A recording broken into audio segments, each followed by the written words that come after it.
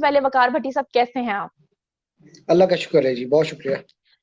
Sir, सुना है कि हक और सच की आवाज बुलंद करने पे लोगों ने आपको भी तनकीद का निशाना बनाया, हालांकि आप तो 2 डेकेड से ये काम कर रहे हैं। देखिए, मुझे अंदाजा नहीं है। मैंने बिलाल साहब को एक इंटरव्यू दिया था परसों, और उसके अलावा एक और हमारे दोस्त हैं फारूक समी। तो इन्होंने मेरी स्टोरी देखी। अच्छा, उसके बाद इन्होंने मुझसे रब्ता किया और इन्होंने मुझे कहा कि हम आपसे बात करना चाह रहे हैं और आप बताएं कि आपने क्या स्टोरी की है। जब मैंने इन्हें बताया कि ये रिपोर्ट है और इस रिपोर्ट की बुनियाद के ऊपर मैंने कुछ थोड़ी सी इन्वेस्टिगेशन की, मैंने डॉक्टर्स से बात की, इस मेडिकल बोर्ड के लोगों से बात की, कुछ और रेडियोलॉजिस्ट से बात की, तो जो कंट्रोवर्सी थी वो सामने आई। रिपोर्ट में बहुत सारे तजादात हैं। उसमें इसके बैकग्राउंड में कुछ चीजें चल रही थी। कुछ लोगों के ऊपर दबाव डाला गया, कुछ लोगों को कहा गया कि आप जो है वो ऐसी चीजों पर साइन करें जो जिसपे वो मुत्तफिक नहीं थे। तो उसके बाद मैं आज भी रिपोर्ट को देख रहा था, तो इसके अंदर ये बहुत कॉन्ट्राडिक्टरी किस्म की रिपोर्ट है। मैंने सिर्फ वो हाईलाइट किया। देखिए, मेरा दुआ जहरा से ना कोई लेना देना है, ना मेरा जहीर से कोई लेना देना है। मैं यूट्यूब पे भी नहीं होता हूँ। मेरी एक क्रेडिबिलिटी है, अल्लाह का शुक्र है, पाकिस्तान में दुनिया भर में लोग हेल्थ जर्नलिज्म के नाम के हवाले से मुझे रिस्पेक्ट देते हैं। मैं बहुत सीरियस काम करता हूँ और मैं इस मामले पे कभी पढ़ा भी नहीं था। ये तो मुझे मेरे एडिटर साहब ने मुझे कहा कि आप जरा इस पे चेक करें कि एज कैसे डिटरमिन होती है किसी भी शख्स की। ये जरा चेक जी। करके बताएं कि एज कैसे डिटरमिन होती है। और ईद की छुट्टियां थी, ईद की छुट्टियों में हमारे पास स्पेस बहुत होती है। तो हम्म। मैंने अपने एडिटर साहब के कहने पर मैंने जो है वो ये रिपोर्ट निकलवाई और उसके बाद मैंने कुछ लोगों से बात की, एक्सपर्ट से बात की। जब हम्म। वो मैंने उनसे बात की तो इस रिपोर्ट के हवाले से कई तजादात सामने आए और वो मैंने ठीक है। रिपोर्ट किए। मुझे इससे कोई गर्ज नहीं है कि दुआ जो है अच्छा। वो 13 साल की। जी सर, मैं ये जानना चाहती हूँ कि तमाम लोग जो हैं, जो यूट्यूबर्स हैं, वो आपकी इस रिपोर्ट को लेकर बहुत सारे इबाम फैला रहे हैं। मैं चाहती हूँ कि आप लोगों को आसान अल्फाज में समझाएं कि क्या इबाम है, क्या क्या कॉन्ट्रडिक्शंस हैं। दुआ ज़हरा की उम्र पहले जो आई थी, जो पहले मेडिकल बोर्ड था, उसके अकॉर्डिंगली जो उसकी उम्र आई थी वो 16 से 17 के दरमियान आई थी, 17 के करीब आई थी। दूसरी बार जो आई है उसमें नियर टू 15 लिखा हुआ है, लेकिन कहीं कहीं पे 15 to 16 लिखा हुआ है, कहीं कहीं पर बोन जो उसका टेस्ट आया वो 16 से 17 है। तो आप जरा लोगों को आसान अल्फाज में समझाएं कि ये रिपोर्ट है क्या। देखिए, ये जो मेडिकल बोर्ड बना बना दूसरी दफा, इसमें 3 रेडियोलॉजिस्ट शामिल थे। रेडियोलॉजिस्ट वो लोग होते हैं जो आपका एक्सरे करते हैं, एमआरआई करते हैं, सीटी स्कैन करते हैं। फिर एक और फील्ड है उनकी, इंटरवेंशनल रेडियोलॉजी। रेडियो यानी कि शोओं के जरिए जो आपका असेसमेंट करते हैं। ये 3 रेडियोलॉजिस्ट शामिल थे इसमें। एक लियारी जनरल अस्पताल के बहुत सीनियर रेडियोलॉजिस्ट थे, एक आगा खान के रेडियोलॉजिस्ट थे और एक सर्विसेज हॉस्पिटल के रेडियोलॉजिस्ट थे। फिर जी। इन्होंने 2 डेंटल सर्जन शामिल किए थे इसमें, जो कि दांतों का मुआयना करते हैं, डेंटल स्ट्रक्चर का मुआयना करते हैं और उसकी बुनियाद पे फिर वो अपने असेसमेंट देते हैं। फिर इसमें एक फोरेंसिक साइंस की एक्सपर्ट थी, इसमें पुलिस हम्म। सर्जन साहिबा शामिल थी और इस बोर्ड की हम्म। सरबराह जो है डॉक्टर सबा जवाल, जो कि डाओ मेडिकल कॉलेज की प्रिंसिपल शामिल है। ठीक है। अच्छा, इस रिपोर्ट के मुताबिक अभी अगर आप उसको देखेंगे, इसके कंक्लूजन आप देखेंगे, उससे ऊपर लिखा हुआ है कि on the basis of bone ossification, दुआ जहरा की उम्र रेडियोलॉजिकल जो एक्सपर्ट्स हैं उनकी बुनियाद पर, उनके असेसमेंट की बुनियाद पर वो है 16 से 17 साल, ठीक 17 है। के करीब। ठीक है। फिर नीचे लेकिन उसके आगे एक जुमला लिखा हुआ है, this is an unusual abnormality. अच्छा। जिस जिससे रेडियोलॉजिस्ट खुद भी इत्तेफाक नहीं करते। उनका कहना ये है ठीक कि है। ये जुमला उनकी मर्जी के बगैर लिखा गया, ऐसा देखें। नहीं है। ठीक है जी। अच्छा। अब आ गया है तो फिर जो डेंटल स्ट्रक्चर है उसकी बुनियाद पे जो डेंटल सर्जन हैं उन्होंने जो बताया है, वो उसमें लिखा हुआ है कि दुआ जहरा की उम्र है 13 से 15 साल। अच्छा। ये एक बहुत लंबा लंबा उन्होंने वो दे दिया। हालांकि वो कहते हैं कि जी हम बहुत एक्यूरेट असेसमेंट देते हैं, लेकिन डेंटल सर्जन कहते हैं कि उनके मुताबिक ये इसकी उम्र जो है वो 13 से 15 साल है। और अच्छा। उसके बाद नीचे आ रहा है फिजिकल एग्जामिनेशन। फिजिकल एग्जामिनेशन की बुनियाद पर रिपोर्ट कहती है कि इसकी उम्र है 14 से 15 साल। ठीक है जी। ये 3 डिफरेंट वेरिएबल्स आ गए। लेकिन जो कंक्लूजन में आता है कि जी हमने यूनानिमसली मुत्तफिका तौर पे हमने ये फैसला किया है कि इसकी उम्र जो है वो 14 से 15 साल है, नियर टू 15। अच्छा। तो जो कि मतलब एक तजादात से भरी हुई नॉन साइंटिफिक वो कंक्लूजन है, नॉन साइंटिफिक किस्म की रिपोर्ट है। आप जो है वो क्या करते हैं कि आप 3 एक्सपर्ट्स हैं, 3 एक्सपर्ट्स ने अपनी-अपनी एक राय दे दी। आपने क्या किया, उन 3 को जो है वो जमा किया और उसको 3 से डिवाइड कर दिया। फिर जो उसका मीन आया आपने कहा जी ये है। तो ये मेरे अभी कुछ दोस्त हैं लाहौर में, कुछ मेरे डॉक्टर दोस्त हैं, उनसे भी मेरी बात हुई। उन्होंने मुझे कहा कि ये जो है अपना इसमें साइंटिफिक जो है वो इनपुट जो है वो बहुत कम हमें नज़र आ रहा है। तो अच्छा। मेरी मेरी जो इनसे रेडियोलॉजिस्ट से भी बात हुई, तो रेडियोलॉजिस्ट जो है वो कहने लगे कि हमें जो है वो जब हम इस बोर्ड में बैठे हुए थे तो हमें डेंटल सर्जन्स ने कहा कि आप हमारे मुताबिक इसकी उम्र जो है 13 साल है और आप इस पे जो है ना मुत्तफिक हो जाएँ। तो उन्होंने कहा जी ये तो हम कभी आप हमें जलते तवे पर बिठा देंगे तो तब भी हम मान नहीं सकते। हमारी असेसमेंट इससे पहले जो है वो सिविल अस्पताल की जो चीफ रेडियोलॉजिस्ट थी, उन्होंने भी यही हम्म बताया था कि 16 से 17 साल के बीच में और 17 हम्म। के करीब। उसके बाद ये 3 हम्म। रेडियोलॉजिस्ट हैं, इन्होंने कहा कि नहीं जी ये इसकी उम्र जो है 16 से 17 साल, 17 के करीब है। हम्म अ, फिर जो है आप फिजिकल एग्जामिनेशन की बात करते हैं, उन्होंने कहा जी हमारे पास कई ऐसे बच्चे आते हैं जो कि लगते हैं 25 साल के हैं, लेकिन जब हम हम्म उनकी रेडियोलॉजिकली हम उनकी हड्डियों का मुआयना करते हैं, तो हमें उनकी एज का पता चल जाता है कि वो जी 17-18 हम्म साल के वो हैं। इसी हम्म तरीके से हमारे पास ऐसे बच्चे आते हैं जो कि फिजिकली हम उनको देखें तो 12-13 साल से कहीं कहीं ज़्यादा के नहीं लग रहे होते। लेकिन हम्म। जब हम उनकी हड्डियों की ओसिफिकेशन चेक करते हैं तो वो पता चलता है कि वो तो 19 साल के हैं, तकरीबन 18 से 19 साल के हैं। जी तो जी। पाकिस्तान में फिजिकल एग्जामिनेशन तो बहुत वेरी कर रहा होता है, हम्म बहुत ज़्यादा। तो मेरा देखिए कहने का मकसद ये है कि इस रिपोर्ट को आप इंडिपेंडेंटली किसी और माहिरीन को, हेल्थ के माहिरीन को आप बुला सकते हैं और उनके सामने रख सकते हैं। ये मैं लॉयर नहीं हूँ, लेकिन मैं ये समझता हूँ कि अगर जो है ये रिपोर्ट, और मुझे मेडिकल बोर्ड के अरकान ने कहा है कि अगर इस हम्म रिपोर्ट को कोर्ट ऑफ लॉ में चैलेंज किया जाए, को अच्छा लॉयर इसको इसके तजादात को सामने लाए तो इसके परखच्चे उड़ा सकता है। मतलब हम्म। ये साइंटिफिक रिपोर्ट है ही नहीं, इसकी साइंटिफिक अच्छा। असेसमेंट नहीं है। हम्म। जी।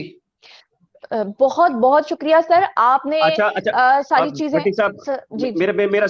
मेरा सवाल वो ये था कि भट्टी साहब से सवाल ये था कि जो पुलिस सर्जन को ऐड किया गया और ये जो फिजिकल बॉडी के हवाले से भी कल हमने जो मियां साहब का भी मजाक उड़ाया था जुनैरा साहबा, कि वो दिखने में उनकी उम्र ऐन मुमकिन है कि वो 40 साल के हों लेकिन वो लगते जो है वो बहुत कम है, 20 25 जी 30 साल के लगते हों।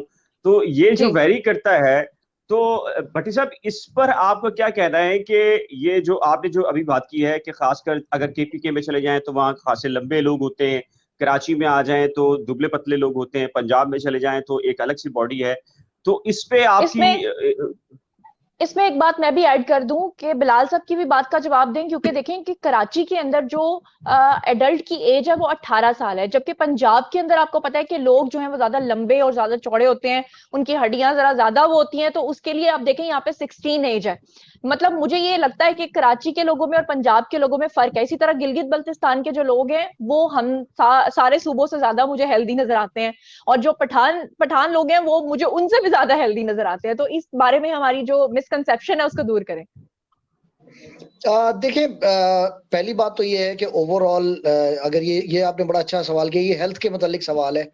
पाकिस्तान में न्यूट्रिशनल जो हमारी वो है रिक्वायरमेंट्स है वो पूरी नहीं होती, ग़िज़ाई ज़रूरियात हमारे लोगों की पूरी नहीं होती। किसी ज़माने में कहा जाता था पंजाब में गबरू जवान होते थे 6-6 फुट के, साढ़े 6 फुट के। अभी आप ढूँढ के दिखा दें पंजाब में गबरू जवान, अब पंजाब में कोई हमारे गबरू जवान खानदान में सब है, हमारे खानदान में सब 6 फीट से ऊपर है।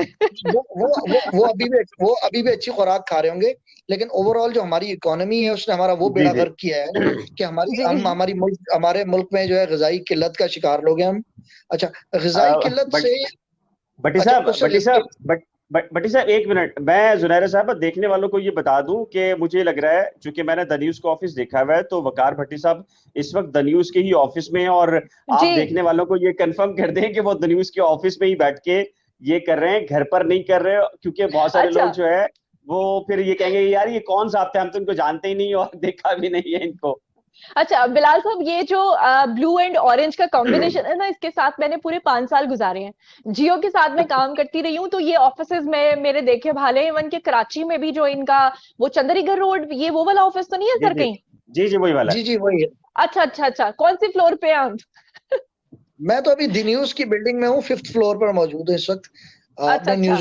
अपने न्यूज रूम में बैठा हुआ हूँ इस वक्त, और मुझे अभी काम करना है। आप लोगों ने मुझे, मेरा बहुत टाइम जो है अच्छा बस, तो मुझे आप कंप्लीट कर लीजिए बात को, आप बात जी कंप्लीट कर सर, लीजिए। आप कंप्लीट कीजिए, फिर हम अपनी बात जी करेंगे। जी जी। देखिए, मैं यही बताना चाह रहा था कि फिजिकली पाकिस्तानी जो हैं, उनकी ग़िज़ाई किल्लत की वजह से उनकी जो हाइट और उनका जो वेट है वो बहुत कम है। ख़ास तौर पे हमारी ख़वातीन में ग़िज़ाई किल्लत जो है वो बहुत ज़्यादा है।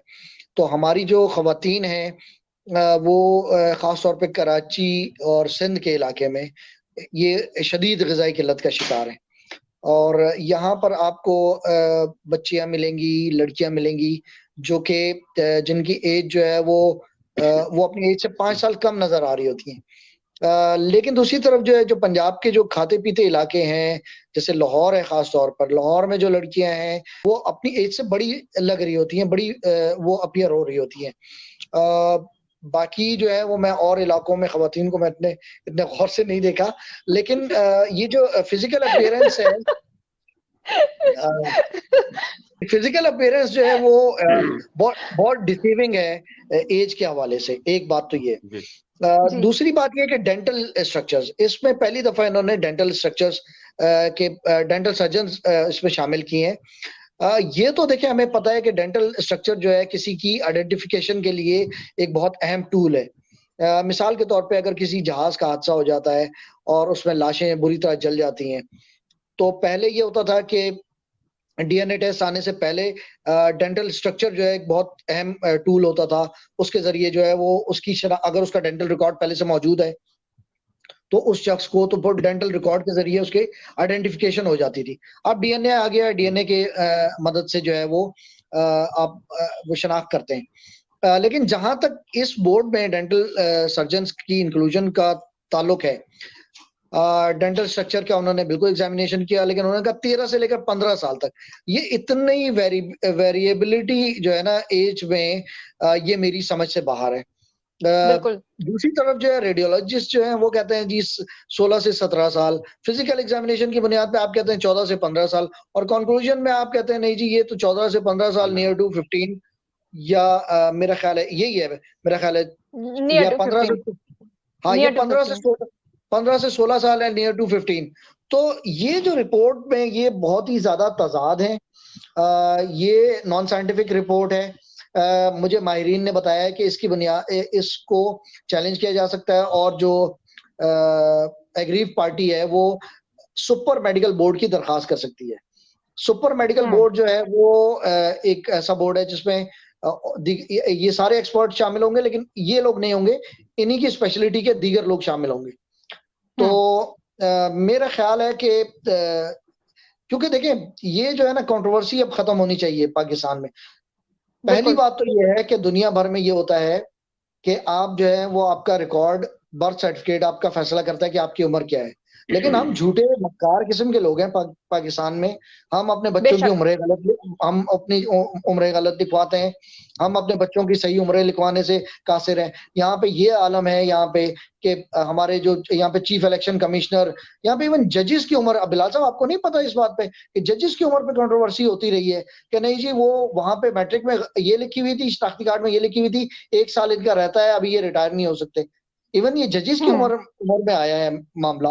ये चीफ इलेक्शन कमिश्नर और दीगर ब्यूरोक्रेट्स और लोगों के मामले। तो हम लोग जो है वो एक अल्लाह माफ करे, हम एक तो सच हमने छोड़ दिया है। पहली बात तो ये कि हमारा जो रिकॉर्ड है वो सही होना चाहिए। अगर रिकॉर्ड सही हो, हमारे बर्थ सर्टिफिकेट सही हो, हमारे नादरा के रिकॉर्ड सही हो, तो जरूरत ही नहीं पड़ेगी हमें मेडिकल बोर्ड बनवाने की। तो बिल्कुल ये है। बिल्कुल। ये एक सुपर बोर्ड बन सकता है और इस मेडिकल रिपोर्ट को जो है वो चैलेंज किया जा सकता है। जी वकार भट्टी साहब, आपका बहुत बहुत शुक्रिया। Thank you so much sir. आपने अपने कीमती टाइम में, आप अभी ऑफिस में हैं और आपने हमें टाइम दिया, लेकिन आपने यकीन करें कि इतनी बड़ी खिदमत की है, क्योंकि एक केस जो इस वक्त पूरा पाकिस्तान देख रहा है, पूरे पाकिस्तान की नजरें उस पर जमी हुई हैं, उस पर आपने बात की है, खुल के बात की है। और मुझे पता है कि आपका इदारा जो है वो कभी भी कोई वेरिफिकेशन के बिना कोई चीज प्रिंट करता ही नहीं है, छापता ही नहीं है, बोलता ही नहीं है। तो आपका बहुत बहुत शुक्रिया सर, आपने हमें टाइम दिया और हक और सच के लिए हमेशा अपनी आवाज बुलंद करते रहे। हमारी तरफ से आपको सैल्यूट है। हम पंजाब से आपको सैल्यूट कर रहे हैं जनाब, कराची में। थैंक यू वेरी मच जी, बहुत शुक्रिया।